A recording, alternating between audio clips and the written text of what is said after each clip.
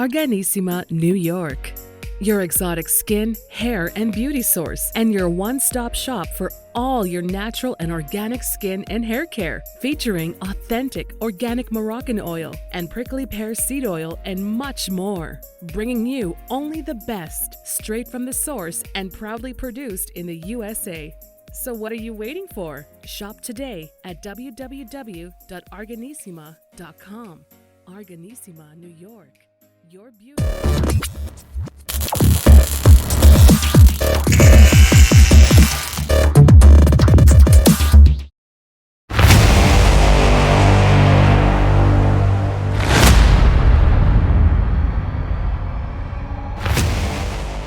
Folks, welcome back to the iHealth channel, iHealth Radio, with your host, Hurricane H. New day, new show, new topic.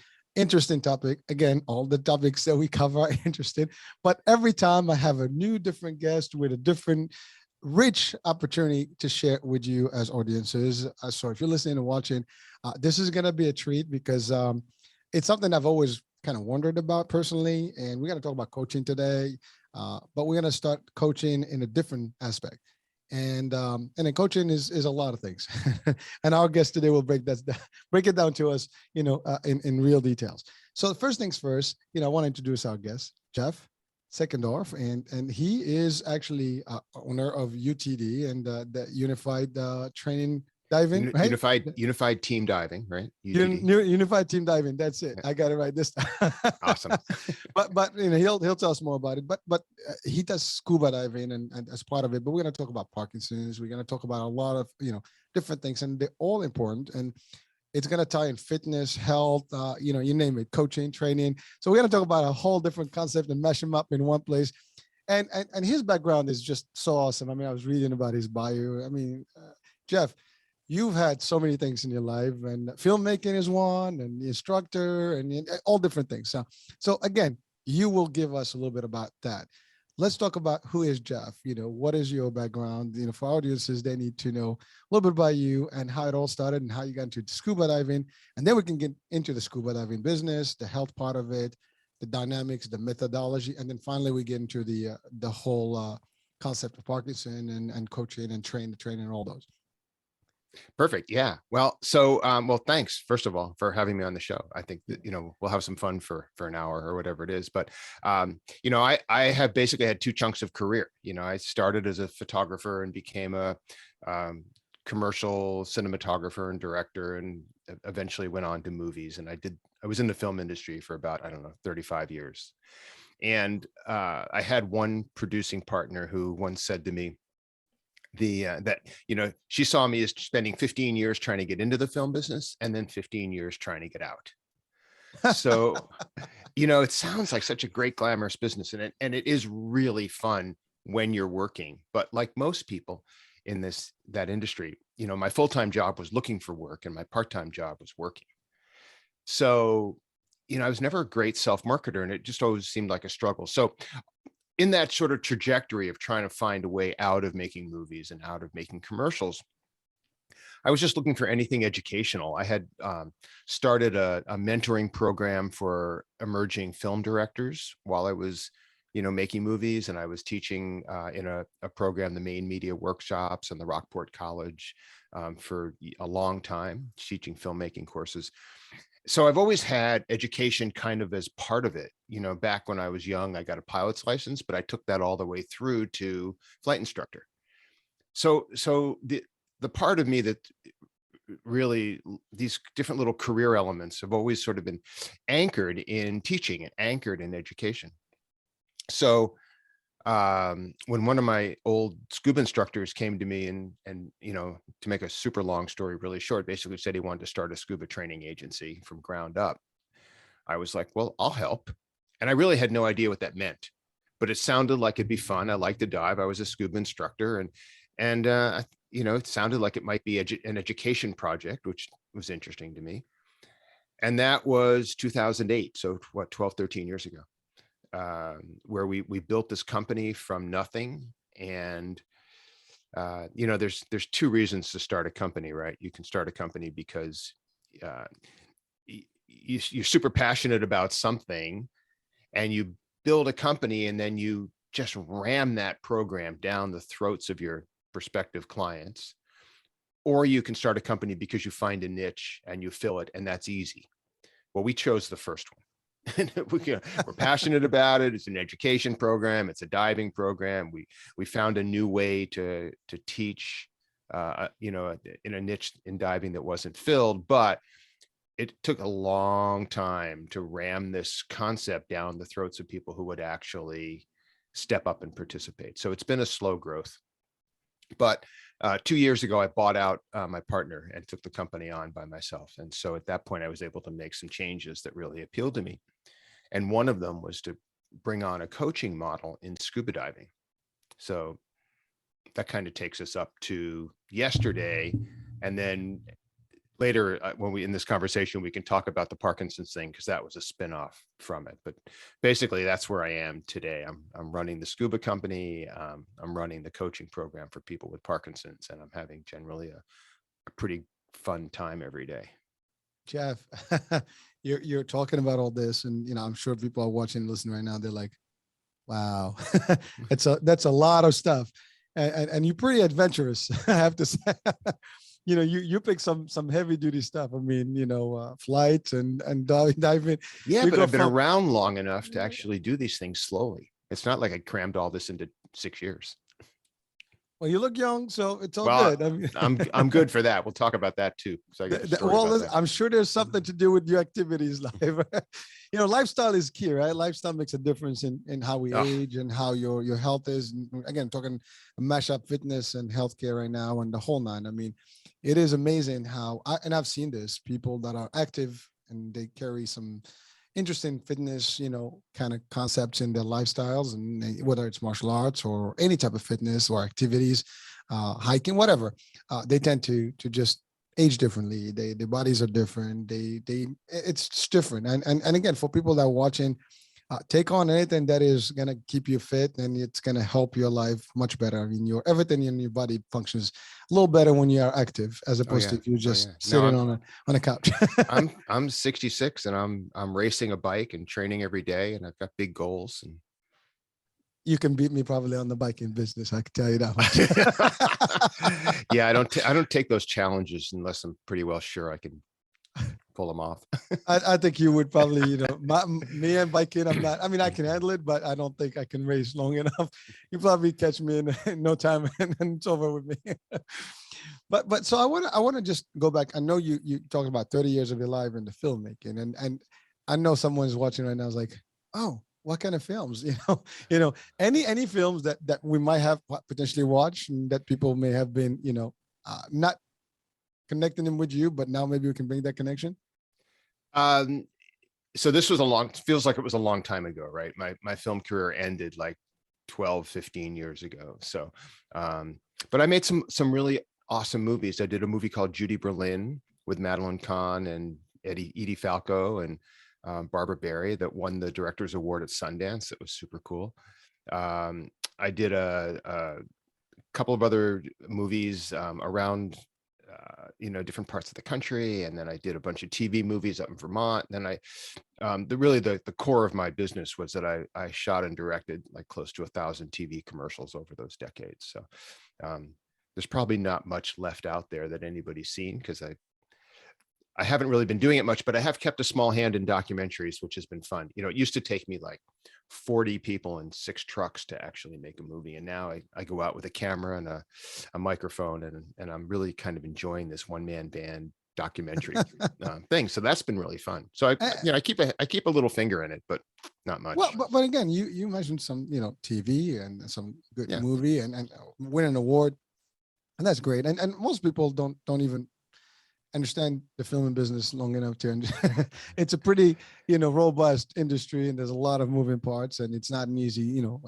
world. I mean, and you were in it for the longest, and that's pretty good. I mean, I'm personally honored and humbled to be with you here. It's interesting. The job I did as director of photography, there's only one per movie, whereas if you're an electrician or a grip or something, there are 10 per movie. So it's easier to find work. So it was a tough run for me in terms of the time I spent looking for work. But there's no more fun in the world than being on set and making movies when it's all going, some version of going well. It's not ever going perfectly, but every day is a challenge. You're running a lot of people, managing all sorts of things, dealing with enormous amounts of money, and it's fun. And then, one day it was like, okay, I don't want to do this anymore. It was pretty simple. And I found a way out. And I think that's the key. I was able to come up with something that really interested me, that met, the blending of my vocation, avocation, overall interests, my desire to teach, and desire to learn more. And so it all kind of fell into place in UTD, in the Scuba thing. Oddly, I mean, it turns out it was Scuba. It could have been anything. Could have been podcasting, could have been brain surgery, it could have been mechanics. It didn't matter. I kind of didn't care what the intellectual property was. I just kind of cared that it was an interesting educational project. And it is interesting. I mean, Yeah. you don't get a lot of scuba diving instructors and programs going out there. I mean, I know you go to the Caribbean, probably there's plenty. I don't know. You probably know more or less where all these hubs are and where you can get real, programs. But I mean, that's why we have you here. You'll get us closer to the adventure of scuba diving, and I definitely want to talk about your spinoff, which is the Parkinson's, component, which is a big deal.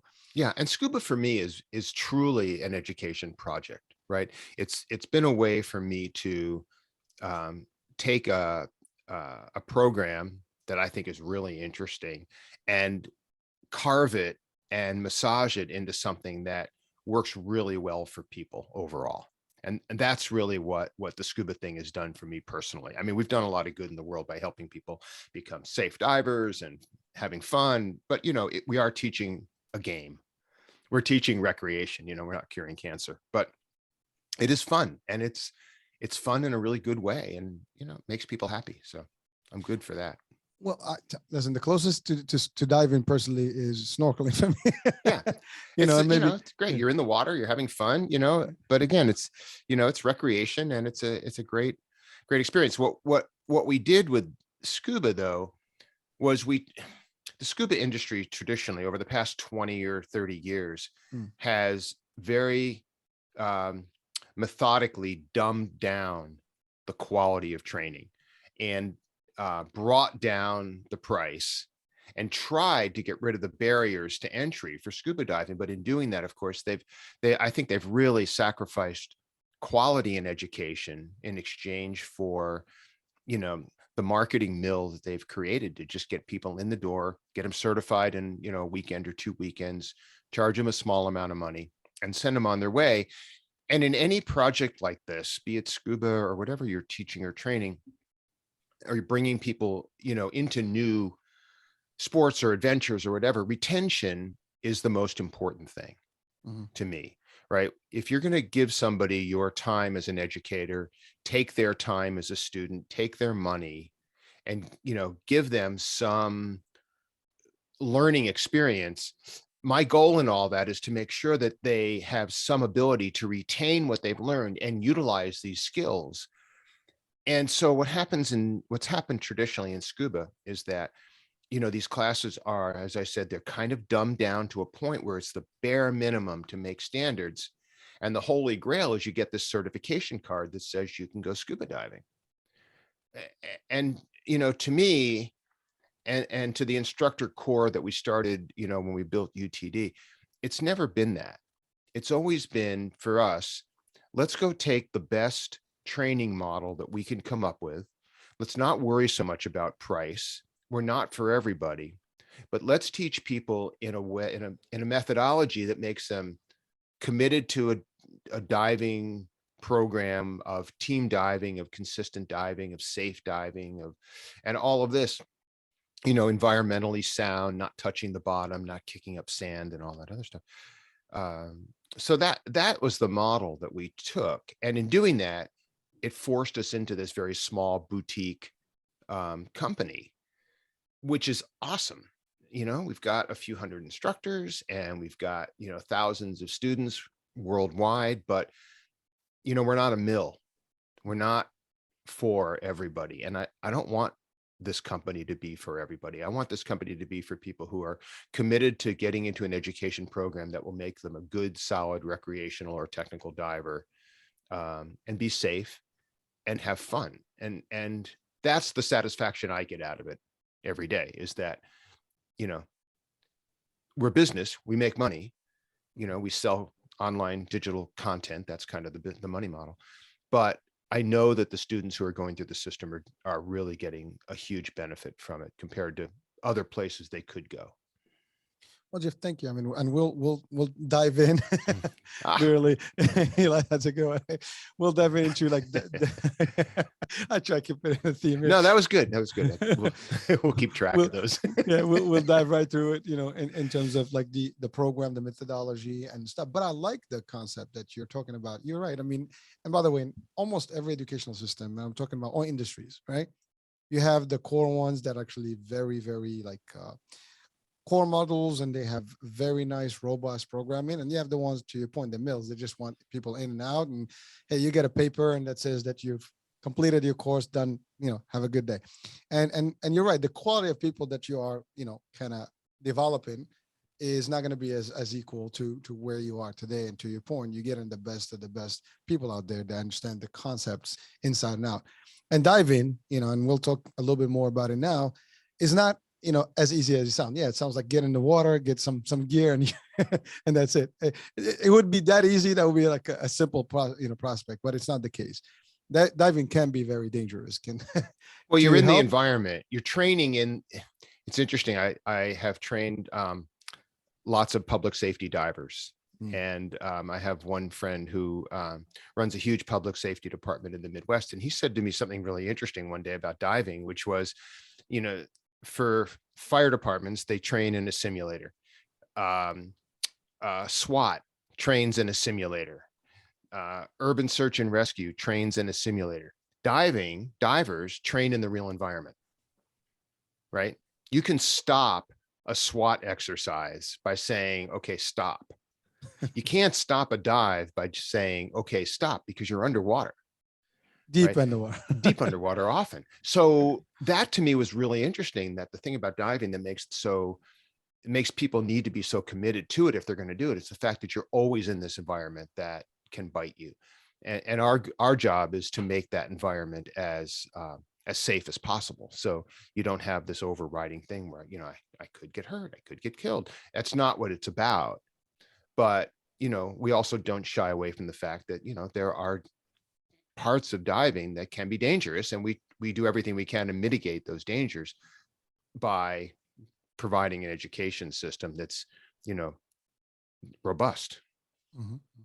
So for people who are novice to diving, and or at least they see in movies, and that's the closest they get to it, you know, you always see these in movies again, and or documentaries, is the gear itself, the oxygen, you know, tanks, and the way they dive in, and the depths that they go in, and you know, how they climb back up, and all those things. You can rush up because you get the whole different concept that can affect your lungs and your blood and all that. And so that's just what we know. I mean, if you don't mind, Jeff, let's just take us through what a basic, you know, dive is in terms of step by step, and what certain things that we should worry about and not worry about. And then let's take it to the program and the education piece that you actually give to the students. So there are two ways to look at that, right? Again, in this classical model that's been going on for many years, people are generally taught to use the scuba equipment and then get in the water and go for a dive, which is not diving. It's using scuba diving equipment. So what we've done is we've broken down what it takes to actually be a great diver. And scuba diving is based on the idea that you're neutrally buoyant in the water, right? You're just floating weightless in this environment that feels like there's no gravity, although of course there is, but it's just beautiful, right? You're just in this other world of three-dimensional movement in a way where you're supported on all sides, and it's really, really beautiful. And the magic in scuba diving is controlling yourself in the water. and being able to move slightly up, slightly down, left, right, forward, backward, and all of that. That's what diving is, that control of your body in this environment that, you know, we're visitors in. That's scuba diving. The fact that you've got, you know, some equipment, right?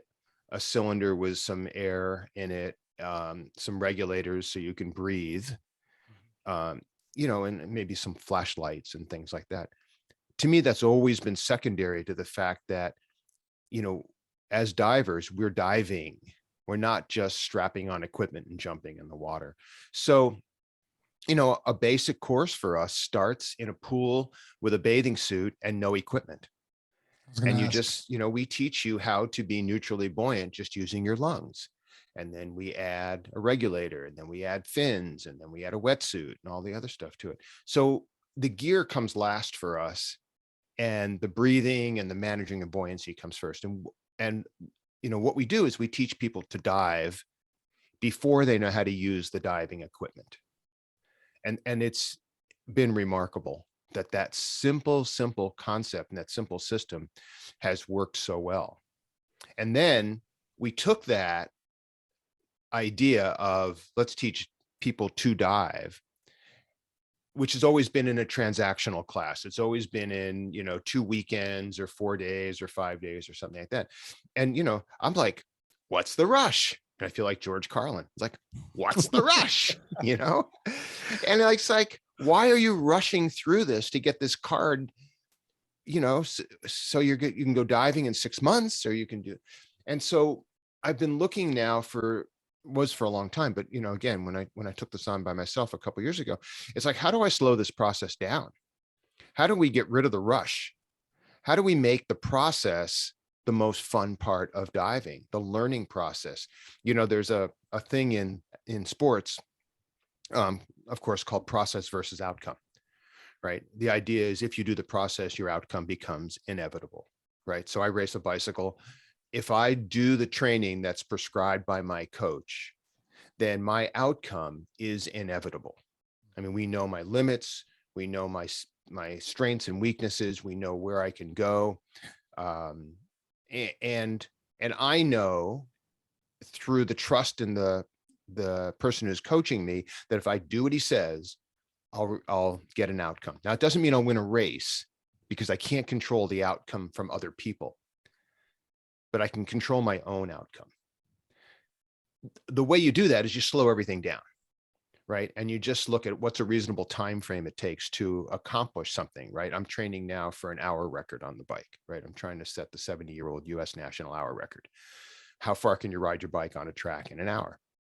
And it's a process, and I'm willing to spend the next 3 years training for this to build myself to a point where I can attack this hour record. So that's a 3-year process to ride my bike for an hour.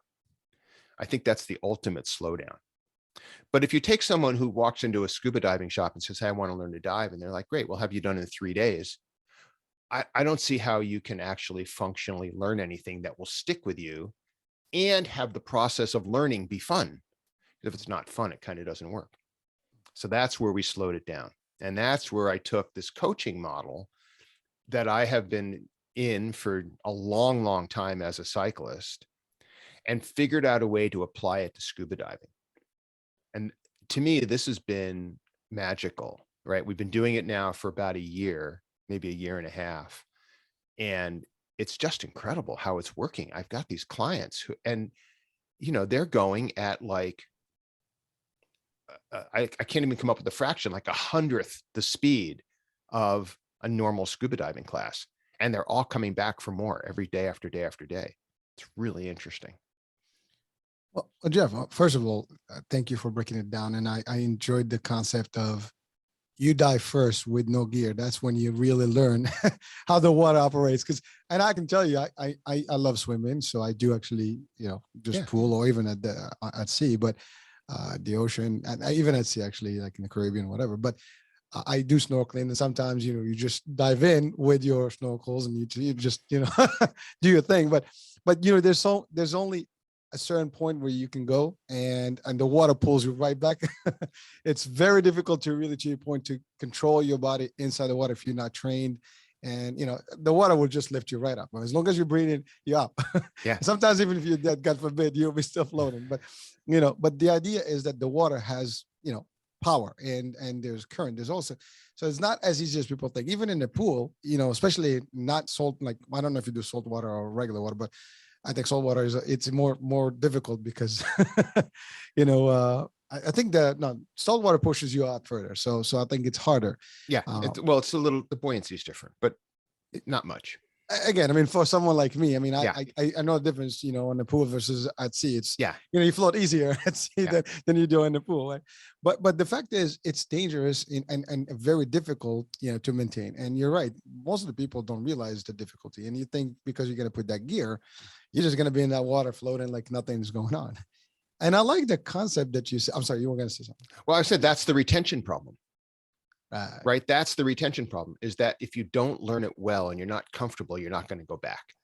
If you have you get your course, you get your certification card, you do your first dive, it scares the crap out of you. It's like, why would I ever want to go back and do that? That's not helping anybody. Right, Jeff. But you said something that's also that really got me going here, and that, like, I'm just thinking about as you're talking, the concept of training real elements. That is a big deal. I mean, being inside the element in the water, that is not like, to your point, you can't run out of it. You're in them, especially if you do any I mean, I know the pool, but then you go to the next level, which basically I'm sure you do real dives. And that's really where you have currents, you have, everything around you that is alive in there, and there's the fear factor that you have to overcome, because people have these notions about water and fish and sharks, and we can talk about all that in a minute, because I think that's a big deal for some people. They're fearful to get into the water, but you're breaking it down to a science, and to your point, yes, it's a fraction of what a normal training is, but you're breaking it down to, like, in martial arts. I've been in martial arts all my life. Yeah, same thing. Same thing. Exactly. You one punch, thousands and thousands of times to do a punch. Yeah. Most people like, oh, I know how to punch. Yeah, you can punch, first time, and you probably can get it right. But to get a real punch, and understand how that speed and everything and control it takes repetition, forms, everything, kicks. So same thing here. If you are just going to do one in and out, it's not. And that brings me to a question, which you mentioned a couple of times about the license and certificate, right? People want a certificate, and maybe some of the audiences right now will be like, well, what's the need? I can dive without a certificate. Is that even possible?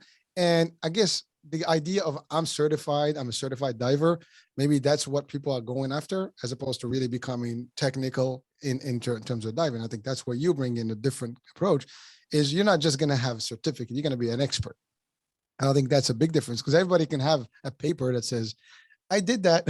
It's like Vegas, right? You can go and get married. Yeah, over exactly. time. Exactly. I'm married, right? But that's not really true marriage, right? So that's the same concept here, or at least I'm perceiving it being that way. But your program is a whole different world. It is the next, level, really, scuba diving teaching. And again, it's told by your conviction in education and coaching and mentoring, and you apply some of the concept you talked about cycling. I mean, the fact that you're training 3 years for a competition that is for the hour. Exactly. But that takes real understanding of the concept of winning and being at that level, right? It's nothing worth anything can happen overnight, as we say, right? It takes good time, and you have to build to it. People that go space, they train years before they can get into the shuttle, right? Yeah. You have to be an Air Force, fighter or whatever, and do all those things and do through intensive training before you can get into a shuttle. Now, same concept here. So going back to the diving, a regular school will, and I've seen them actually in some of the parts of the world where you go in, you can learn in a couple of hours how to dive, and you can go up on one of those rafts and drop off in water with your scuba gear. We don't do that. I know. Well, I'm saying, but they're out there. There's plenty of them. Tons of them. Yeah. Go to any island resort and sign up for a 2-hour pool session. Then they'll take you in the water. And I've seen them. I mean, I didn't do it. Yeah. It takes a little bit more than that I know that it's not as simple as just getting. But it's a model, and it's, traditionally it's not the safest model in the world, but you play the odds, and, often those dives are successful and occasionally they're not. You were asking about certification and can anybody dive? Scuba in the US particularly is a self-regulated industry. So you cannot walk into a scuba diving shop and rent a cylinder filled with compressed air. For that, you need a certification card. If you had a compressor, which you can buy on the market, and a tank that you can buy on the market, and scuba gear, you can fill it yourself, go in the water, dive all day long. But you won't be able to go into a shop and fill the tank. And that's what the card does. The card lets you buy gas. And then in some situations, it allows you to go places where you couldn't go. Most boats require it. Cave diving places that, have a fence, and an entrance, they require it. There are places where you need the certification card, but you just want to go dive in the ocean and you can buy your own gas or pump your own gas out of a compressor and buy your stuff. You don't need the card. There's no, it's not like the FAA where you theoretically, legally, you cannot fly an airplane unless you have a pilot certificate. You don't need a scuba certification card to dive. You just need to buy the gas. Which is a whole different concept. So it makes it a you lot can easier. Dodge the training if you want to do it. Right. I mean, that's how it started, 100 years or whenever it was, years ago. But is it wise? Well, probably not. Because now you're reinventing a wheel that has hurt a lot of people over the years. No, well, thank you for clarifying that. And I think for me personally, I mean, there was always a question because I never, knew the difference whether you need it or not and what you would need it for. And I'm sure people are like, oh, I didn't know. I thought that, because to your point, some things you need to have a license in order for you. I mean, in real estate, and it's a whole different concept, but you can sell property, but technically, legally, you're not able to, you're not supposed to, but people are doing it. But you have to go to school to get a license and then a state exam before you actually can be legit, but people are doing it without it. They do transactions off the legal path, but they get caught, they have problems. And same thing here. If you do it, the wrong way, it can cost you your life. It's not a simple, just let's do and get in the water. Even your compressor. We don't recommend it. We don't. Yeah, exactly. We don't recommend buying a compressor and buying a tank and filling it up and going diving. I agree with you. I mean, just that itself is risky. I mean, think about it. You don't know what you're doing. That's bad. But so thank you for clarifying that. Now let's talk about, the health benefits, if you don't mind, or maybe like what, I know it's a very, there's work to it. The body has to do some work, and to your point, regulating the breathing, the stuff. Are there any benefits that people can, besides the licensing and all the stuff, and understanding the water, but like from a physical aspect, anything that's worth noting? Basically, no. Okay. I mean, the idea in scuba diving, it's anti-aerobic, right? The goal of it being in the water is to reduce your breathing, reduce your metabolic rate, conserve as much gas as possible. It's an anti-workout. Now, I like anti-workout. The gear is heavy, and we're carrying it around, and we're walking into the ocean, and we're climbing on ladders and things like that. So a level of fitness really helps. Once you're in the water, what fitness does for you is allow you to control your body, be aware of it, manage your breathing in a really good way, things like that. But no, the idea, it's my wife and I both ride bicycles at a pretty high level, and she's hysterical because she's like all about I'll go scuba diving, but then I have to go work out, because it's just the opposite of anything fitness oriented. Well, you said, I mean, in the water, there's less gravity. I mean, there's gravity, but it's kind of weightless. And so it kind of makes it, but you're right. I mean, if you're not fit, you're not, it may be difficult for you to do the stuff you do. Oh yeah. No, I mean, I'm not saying you don't need a level of fitness to get in and out of the water and to manage breathing and things like that. But it's not an aerobic sport. It's not an anaerobic sport. It's not something we consider, I'd consider it a pastime from an athletic standpoint.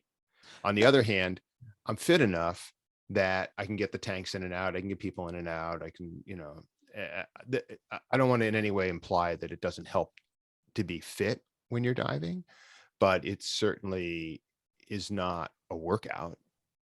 No, And thank you for, because the reason I'm saying it is because people are thinking water, swimming, diving, one of the same, but it's not.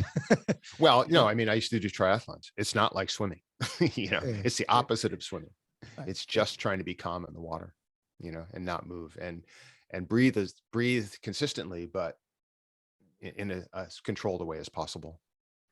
But also it's like to your point, it's a lifestyle. It's a whole, a whole new thing that people can experience. And you're right. I mean, it's beautiful when you go under the water. I Oh my mean, God, we've gone such cool yeah, places yeah. through scuba diving. I mean, we've again, my wife's a great diver, and we've traveled, Egypt and Mexico and Caribbean and all these amazing places to go. And I've taught, Philippines and Korea and China, and it opens doors Mm. that may not normally be open because you're of these destination trips that are just magical. I mean, they're magical to be able to go to some of these, exotic or semi-exotic areas and put on a tank and go see what the world's like underwater is just incredible. I mean, you're a guest in these places, and you know if you treat it with the consciousness of a guest Mhm. and you just experience what's there to be experienced, it's a really powerful way to embrace traveling and a travel lifestyle. And it's great. And at the same time, I can drive 10 minutes from my house in San Diego and do beautiful shore dives. I mean, we have kelp and amazing wildlife and beautiful formations and little reefs, and so you can dive anywhere. Well, and you coming from a film and photography, I mean, I can just imagine what you do underwater and taking some nice little, shots out there. I mean, it's pretty cool stuff that you see in camera when under the water. I mean, Yeah, I that's not totally my thing, but oh, it's I'd assume that you yeah, would no, you no, would no. I use that sort of background. separate that part of my life from the rest of it, um, but no, it's amazing. I mean, people live for photography underwater. They live for cave diving. They live for diving in, you know, ocean wrecks. I mean, there's a million things you can do in the water that are incredible. But you are training these people to become professionals so they can do those things that they love and be effective, do it to the next level. Yeah, I'm training instructors to Yeah, to right. be able to provide that service and that experience to their students. And again, we're doing it in the methodology that we've created of this, team diving, buoyancy first, take care of the ocean, don't go fast. I love it. So let's talk about that. You are training the trainers. You are Yeah, taking the people that want to be diver, teachers yeah. or trainers, and certifying other people like me, the common folk Mhm. who just wants to learn how to dive correctly. So you're giving them a formation that is lasting, for a period of time, not 2 days, not 2 weekends, but really showing them every rope that they need to know and every single aspect of safety and technical, difficulties and ease at the same time that they should be able to, when they train somebody, you know, they're guaranteeing that they're going to give them the best of the best opportunity to actually be in that element and be able to run a nice dive correctly and safely. And that's in itself big. Now your students, are these people that want to open their own schools, or they have their own schools, or they just basically want to get involved? Like, let's say you're basically the fitness, like in the fitness world, there's a lot of certifications that give you that personal trainer certificate and different levels. You are doing it for the divers, but now you're training those, the next trainers, the next generation. And Yeah, and I think it's a good jumping off question for where this coaching program went in scuba diving, because in the group of clients, so we took students and we renamed them clients, and we took instructors and we renamed them coaches. Now they're the same people. It's semantics. But, in this group of coaching clients that I'm managing directly, they are from A to B. I mean, it's like I have instructor candidates who are long time divers. I have technical divers who are or people who are becoming technical divers, and I have divers who have 20, 30, 40 dives and just want to get better. And because of the way that we do this program, we deliver every week a series of workouts. It's the exact same thing I do on the bike, right? I wake up in the morning and I have a calendar, and on that calendar it said, like today, it was 30-second intervals, right? Sets of them and blah blah blah. So I did that today. My coaching clients in the Scuba company are all doing different things.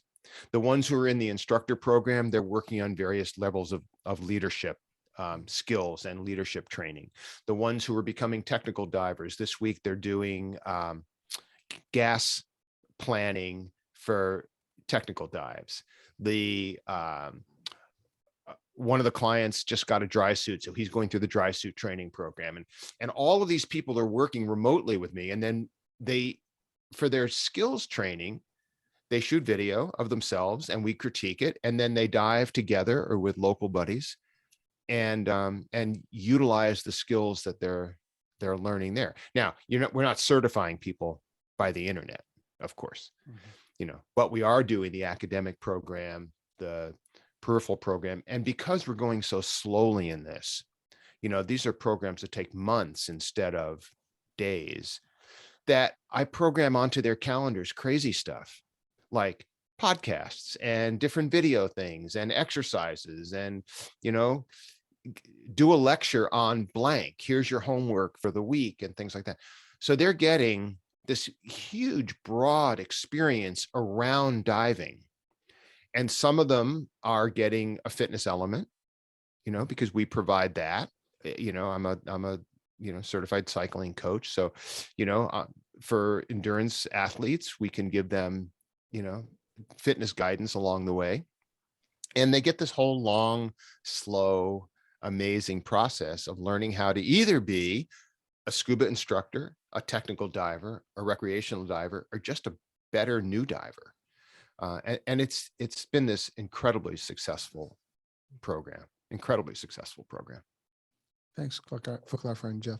So what would be like someone that's interested into joining the program? How long is the actual program? I know it's not quick, so they have to have commitment, and they have to be able to follow your instructions and take in your courses and the elements of the syllabus. The whole curriculum actually will be, pretty much something that they have to go through from A to Z. But what will be the time frame for someone to join? Because I know you take your time. So it depends. My favorite answer to every question. It depends. So, which true. None of my coaching clients live in San Diego, right? So I can't see them every week in the water, right? So we have to figure it out. They have to travel. I have to travel, things like that. Or I have to send them off to another UTD instructor who can work with them, which we do also in a lot of cases. We have one coach, one instructor who's down in Florida, and he brought into the coaching program a handful of people from his work, and they all live in the same, very close together. So he was able to take those people and put them in a basic open water first time class in the coaching program. And it took him about 4 months to get them through it, which would normally be 4 days. And they had weekly exercises, weekly homework.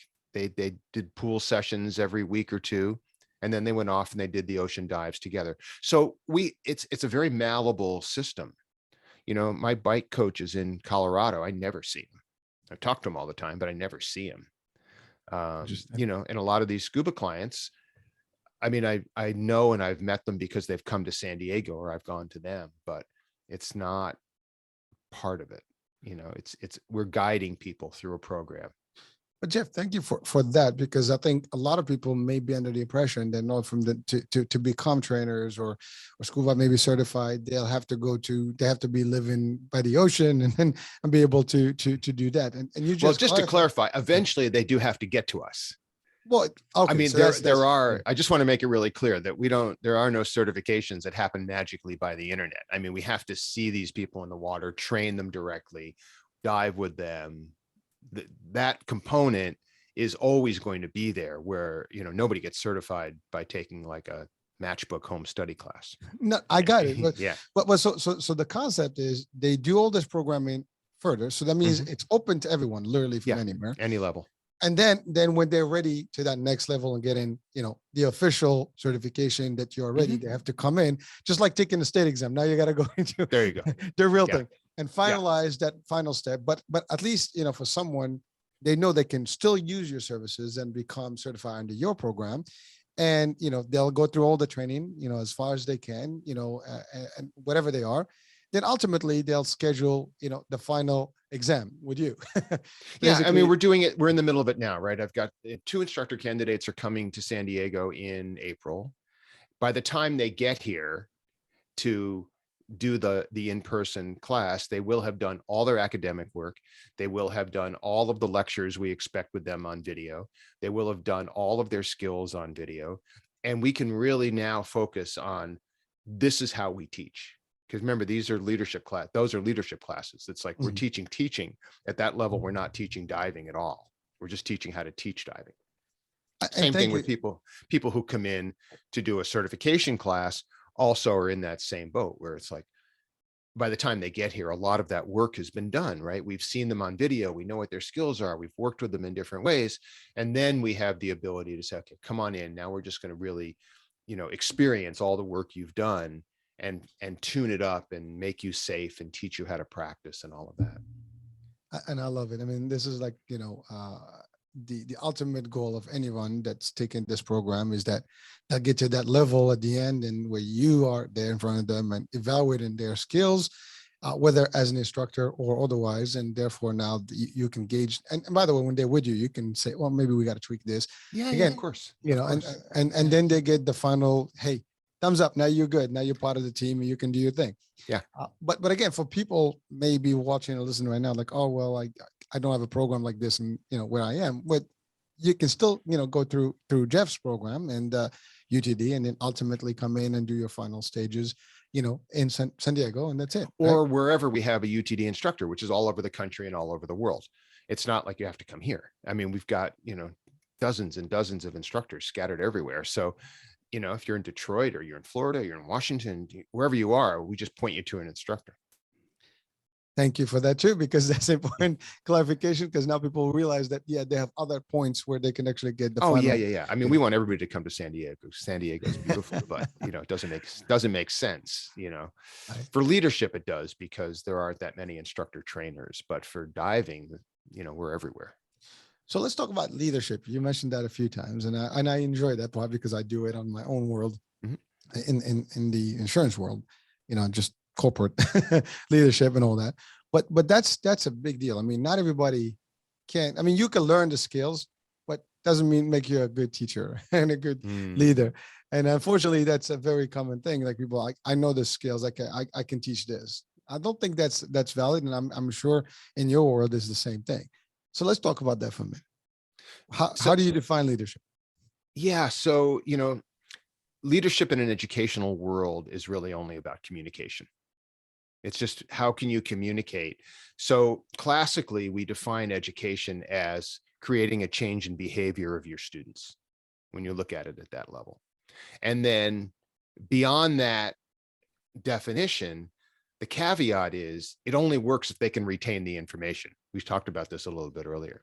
So you have those two things. How do you make a behavior change in your student, whether it's teach them something new or refine some skill they have or expose them to the next level of something? And as an instructor or teacher or trainer, how do you make sure that they have the information presented to them in a way that they can retain it?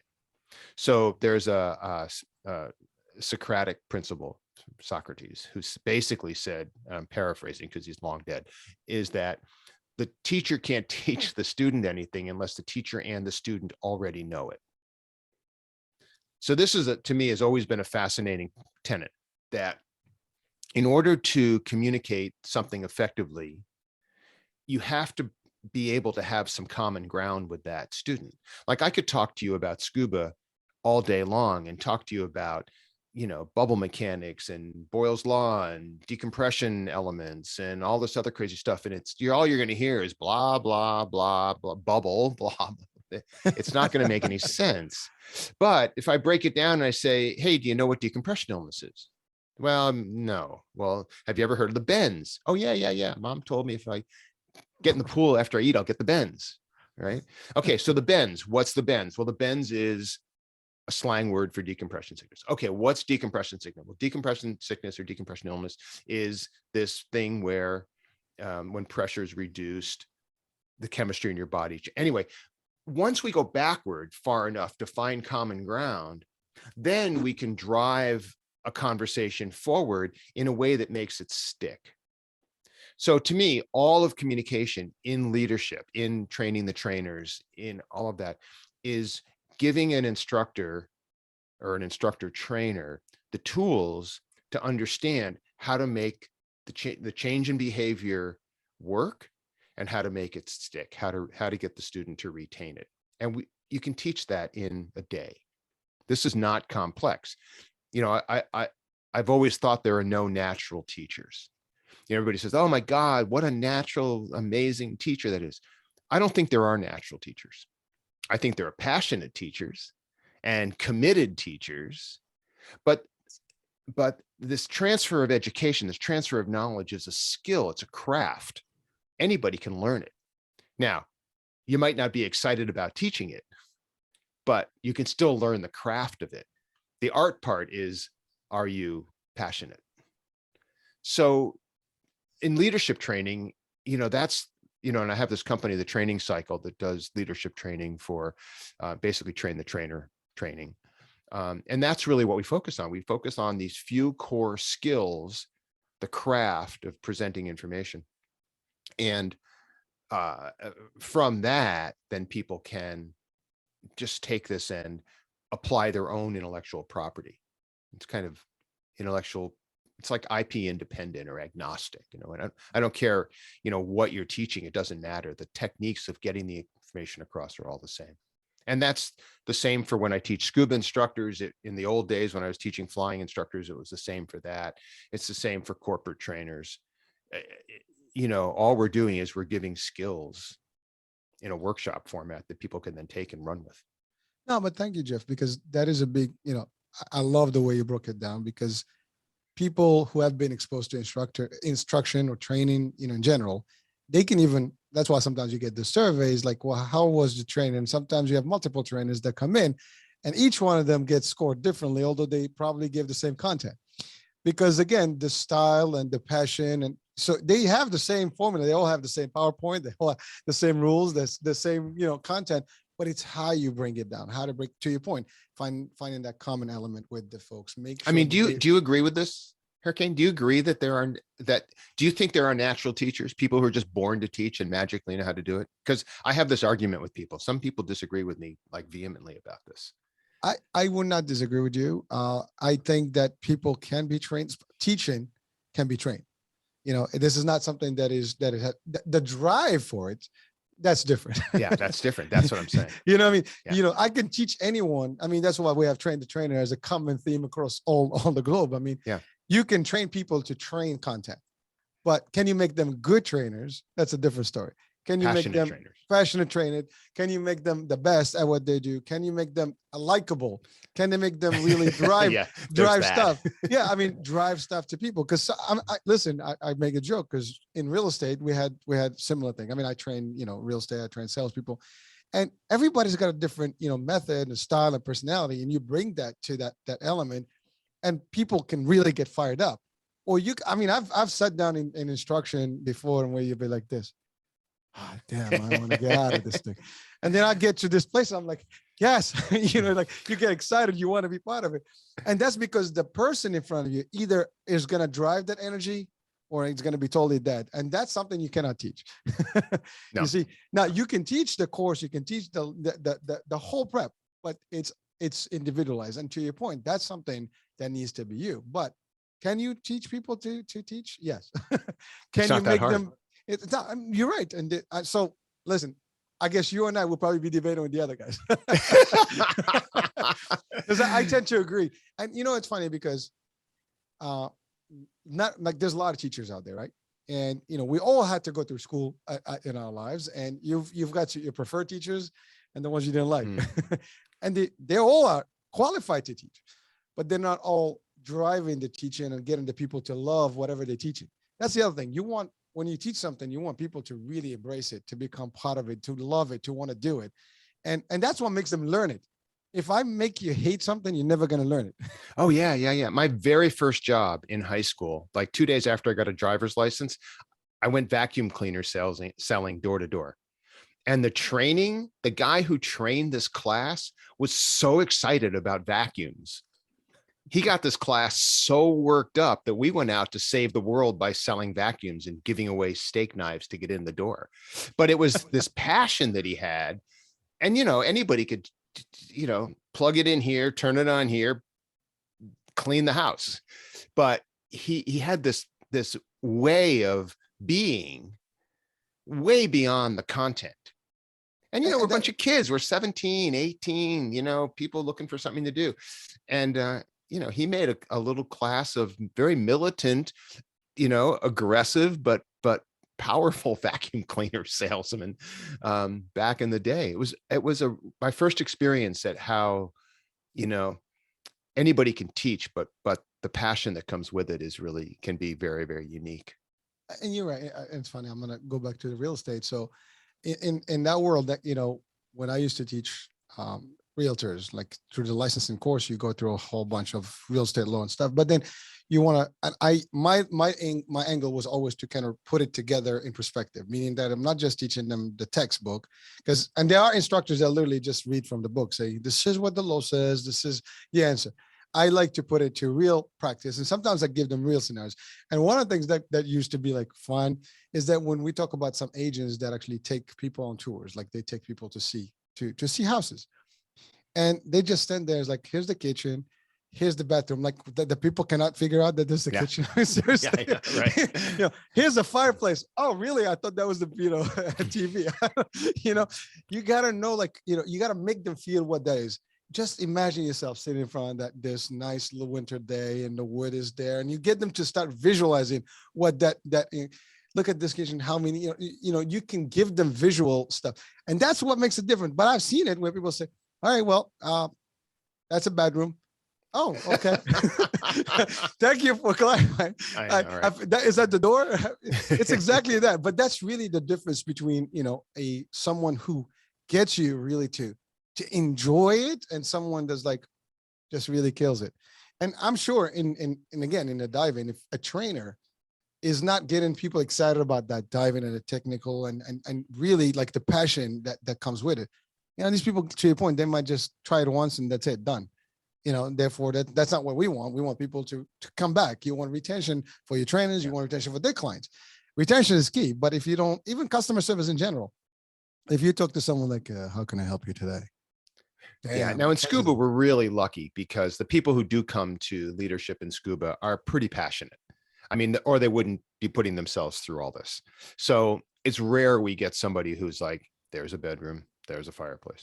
That usually doesn't happen in Scuba. But on the other hand, in corporations, it happens all the time because people are just promoted to trainer because they're promoted to trainer. And it's a promotion or it's a move or something like that. And, we've always in the training cycle, we've always said that your best employee may not be your best trainer, right? Because although that best employee may know the content better than anybody else, it's questionable whether that best employee will actually have the passion and the energy and the commitment to share it in a way that people can absorb it and retain it. Things we've been saying for an hour now. So, I think it's really this looking at this broad, I love this conversation that we are having because, it really gave us the time to really look at this really broad, very tiny, narrow topic in a very broad way, right? What do you do as a trainer to bring a methodology and a program to somebody in a way that they may or may not have seen it before, with the goal that they can then present it down the next line, the next line, the next line. I think that's, there are a million ways to do it. We chose one, but it's a fascinating process to see, students, instructor candidates all grow and turn into, better divers, better instructors, better people, through this program. It's been amazing. So how many, if you don't mind me asking, how many instructors so far and trainers that you guys put into your program? Oh God, I don't know. A lot over I'll the take it. years. Yeah, I'll a take it. lot. I mean, they come and go, and then, some people are active, some people are inactive, some people become instructors so they can teach their family, and some people do it to make a business out of it. So it changes, it varies. Are they like recurring, like, like in a lot of industries, you have like continuing education type of courses and things like that. Do you provide any of Mhm. that in the Scuba? Yeah, and most people move up. Once they start, over the course of years, they move to high, they come in at a basic level, and then throughout the course of years, they bump up, and move up, both as personal divers and as instructors. So that's a ongoing full-time process for everybody. Great. Well, again, these are some questions that probably people that be interested. And you're right. I mean, scuba diving is a very unique world, and it takes a certain crowd to be part of it. Just like there's some sports that are not for everyone, and Yeah. people are just the ones that really feel it and taste it and think it, as a special, piece of their life. Now, I do want to ask the question, just curiosity. I know part of your teaching, the teachers and the instructors, but the world of water still scary for a lot of people. I mean, is there anything in the course that kind of prepares them for those types of questions when they go to the common folk like me, and like, I fear the water, I can't get in the water because I'm afraid of sharks, and that's a very common theme around, So diving. it's a really good question, and it comes back to the same answer I spoke of earlier: is that we're not for everybody, and I don't want to be for everybody. Our most difficult students are spouses, boyfriends, girlfriends, parents, kids who are being dragged into a scuba class because a spouse, a parent, a kid, a girlfriend, a boyfriend wants to go diving and wants them as a buddy. We've seen so many of those situations where somebody comes in, they're miserable in the parking lot before they get in the door, and the spouse, boyfriend, girlfriend, whoever it is, like, come on, we're going to go diving. And they're like, geez, can we go to a movie? Those are the people who have that issue, and we try to solve that before it becomes certainly before it becomes dangerous, but also before it becomes expensive. But I think you covered it, because I think you've had enough experience to deal with it, and I'm sure you have no problems with turning their minds and changing their whole its own outlook. I mean, how people see things. I mean, it's a little bit of psychology to you can see this immediately. You can see it in body language. I mean, they walk in the door and it's like, ooh, that's going to be a problem. And then we figure out a way to make it not be a problem. Now, listen, I'm sure you got the whole program down to the actual elements. And we're trying. Yeah. No, you do. Well, listen, I mean, we've come to the end of the hour here. I think we've covered a lot of grounds. Is there anything else that you'd like to share at this point with the audiences in terms of the school? Someone wants to connect with you, or any just advice you want to give? Yeah, no, I think that I wasn't prepared for that question. Although I should have been. I think really it's about follow your passions, right? If scuba's for you, give us a call. If it's not, don't. If coaching's interesting to you, give us a call. If it's not, don't. But I think that if we look at how you're going to move through an educational system, whether it's in scuba or in flying or in driving, if you're young, if it's sports, whatever it is, it's choose your guides really carefully. Choose your coaches really carefully. I just went through a process of interviewing coaches for the bike, and it was eye-opening. I mean, I talked to so many different people: inexpensive, not expensive enough, crazy, not crazy, experienced, not experienced. Just interview. If you're interested in scuba, most people just walk into a scuba shop and say, teach me to dive. They never ask the qualifications of the instructor. Mm-hmm. So I think if there was advice, and I'm not crazy about advice, but my advice would be interview your future trainers and mentors really carefully. Jeff, I have to say, you were prepared for the answer. You just took me a minute to find it. Yeah. Well, the reason I said that is because you're right. I mean, even in jobs, right? I mean, when you interview for a job, you really have to interview whether that's a company you want to work for, or is that the boss you want to work for, and so on and so forth. So that concept is you have to ask it. Sometimes people go in the concept like, oh, I'm just going to be a student, so I'll take whatever I can get. But no, you have options, and you're right. If you want the best, you want to look for the best and do your due diligence. So I think Yeah. your answer is perfect for people that are interested in this. You want to get it from the best, and do your work. Find out. And to your point, interview. Find as many people that you can get in front of, and eventually evaluate which one would be your best deal and possibility. So Well, it works on both sides too. I'll just leave you with this: the coach that I finally chose for the bike, which is just recently, we were talking about this, and he was like, I would have been more reticent to take you on had you not interviewed all these different people and then chose me, right? As opposed to hearing about me and choosing me without like looking around. So none of us who teach should be in any way reticent about having you go interview competitors. I want you to go interview competitors. I want you to go see what's out, and then make a decision and see if we're the right fit. I'm going to leave it with that. Awesome. So Jeff, thank you so much for the time. I mean, it's a lot of information. I learned a lot today. I'm sure our audiences will be enjoying this particular episode here. I wish you all the best out there, and keep up, the great job you're doing. Thank you for being with us. And I guess hopefully maybe we'll have a different talk, later on about something different. I don't know. Yeah, no, there's a million things to touch on, but I really appreciate the time and grateful to be here. No, thank you. Folks, thank you for being with us today and watching on the iHealth channel, listening to iHealth Radio. Your host, Hurricane H. We'll be talking soon. Different guest, different show, different topic. Bye for now.